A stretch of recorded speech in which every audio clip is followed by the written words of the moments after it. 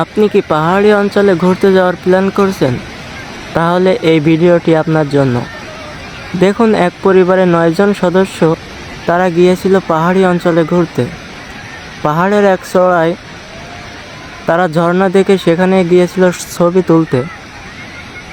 ছবি তুলতে তুলতে চোখের পলকে পানির স্রোত এত পরিমাণ বেড়ে গেল, তারা সেখান থেকে নড়তেই পারল না পারলো কোনো দিকে যেতে, না পারলো নিজের প্রাণ বাঁচাতে। তারা সেখানে দাঁড়িয়েই থাকলো। সাইটের লোকজন তারা চেষ্টা করতেছে বাঁচানোর জন্য, কিন্তু কোনো উপায় খুঁজে পাচ্ছে না। স্রোতের পরিমাণ এতটাই বেড়ে যাচ্ছিল যে তারা সেখানে টিকে থাকা অসম্ভব হয়ে যাচ্ছিল। এদিকে সাইটে কিছু লোকজন লাভার চিন্তা নিল, কিন্তু সাহসে কুল পেল না।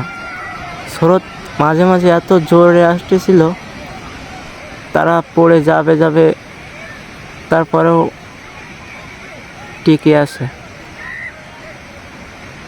দেখুন কিভাবে তারা পানির স্রোতের সঙ্গে লড়াই করে সেখানে দাঁড়িয়ে আছে। ওই বাচ্চাটির পা একবারে ভাসিয়ে নিয়ে যাচ্ছিল, কিন্তু তার বোন কিংবা মা তারে উঁচু করে ধরে আছে। আর মায়ের কোলেও কিন্তু ছোট একটা বাচ্চা, 1-1.5 বছরই হবে। সেই বাচ্চা শুদ্ধ মাকে টেনে নিয়ে গেল এবং সেই সাথে আর একজনকে। দেখুন কিভাবে স্রোতে তাদের টেনে নিয়ে গেল। হায়রে কপাল! দেখুন এখন এরাই কয়জন বেঁচে আছে।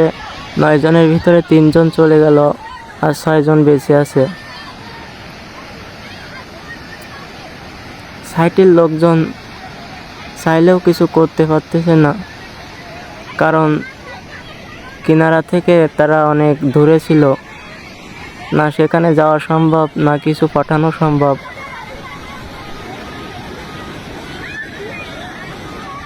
দেখুন তাদেরকে কিভাবে দোলাতে ওই বাচ্চাটি পা এখনো পর্যন্ত রাখতে পারেনি, পা টেনে নিয়ে যাচ্ছে। এভাবে স্রোতের তালে দুলতে দুলতে তারাও এক সময় স্রোতের সঙ্গে স্রোতে তাদের টেনে নিয়ে গেল।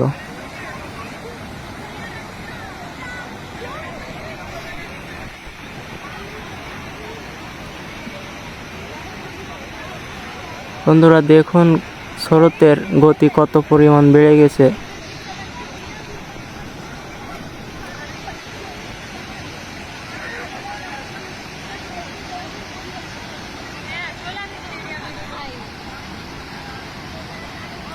একটুখানি ভুল সিদ্ধান্ত তাদেরকে আজ মৃত্যুর পথে ঢেলে দিল।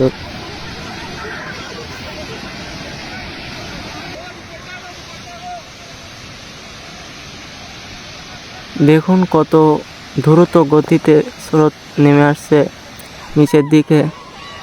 ওই দেখুন তাদেরকে ভাসিয়ে নিয়ে গেল, আর সেখানে দাঁড়ানো সম্ভব হলো না। এক সময় তারা স্রোতের সঙ্গে ভেসেই চলে গেল।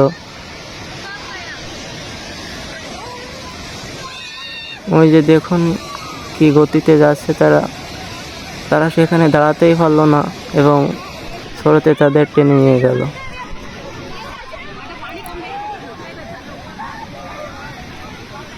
হায় রে মানুষ!